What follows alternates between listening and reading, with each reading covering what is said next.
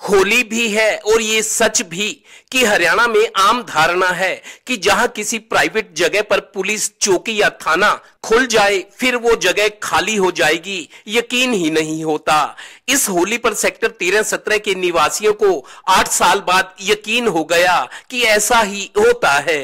दरअसल पानीपत के सेक्टर 13-17 के सैकड़ों निवासियों ने जमकर होली खेली, इसलिए भी मनाई कि उनके सेक्टर के जिस कम्युनिटी सेंटर पर पुलिस थानों ने 8 साल से कब्जा किया हुआ था वो होली पर आरडब्ल्यूए को वापस मिल गया। यही होली मनी, यही होली का दहन हुआ।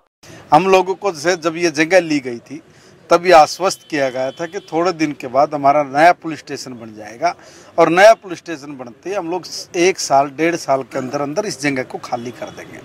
मगर कहीं न कहीं उस चीज़ में डिले हुई, उनकी जो भूमि का अधिग्रहण होना था वो ठीक से नहीं हो पाया होगा, वो कागजों में लटक गया और कागजों में लटक के इस तरह का एक उन्होंने मोर्चा यहाँ पे बांध लिया था कि ये खाली नहीं होगा। तब मैंने मुख्यमंत्री जी से निवेदन किया और हमारे सीएम अनाउंसमेंट थी।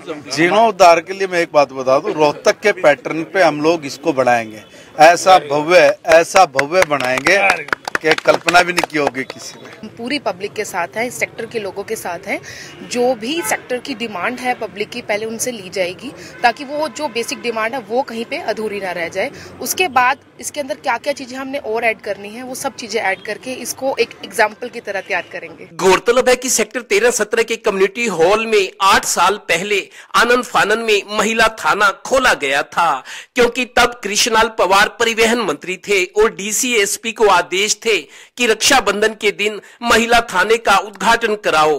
तब इस कम्युनिटी सेंटर में सबसे पहले महिला थाना खुला, इसके बाद सदर थाना और फिर सेक्टर 13-17 थाना खुला। गौरतलब है कि कम्युनिटी सेंटर का मामला हाल ही में टोटल न्यूज ने उठाया था कि ये तो 1 नवंबर 2018 को पानीपत में मनाए गए हरियाणा दिवस पर सीएम अनाउंसमेंट का हिस्सा थी। सीएम के 3 साल बाद भी घोषणा जब पूरी नहीं हुई तो टोटल न्यूज आगे आया। फिर क्या था, सेक्टर की आरडब्ल्यूए सक्रिय हुई और राजनीतिक पैरवी की साडा हक इत्थे रख तो 3 महीने में ही एक्शन हुआ और पुलिस विभाग ने सालों बाद करीब 1 एकड़ का कम्युनिटी सेंटर आरडब्ल्यूए के हवाले कर दिया।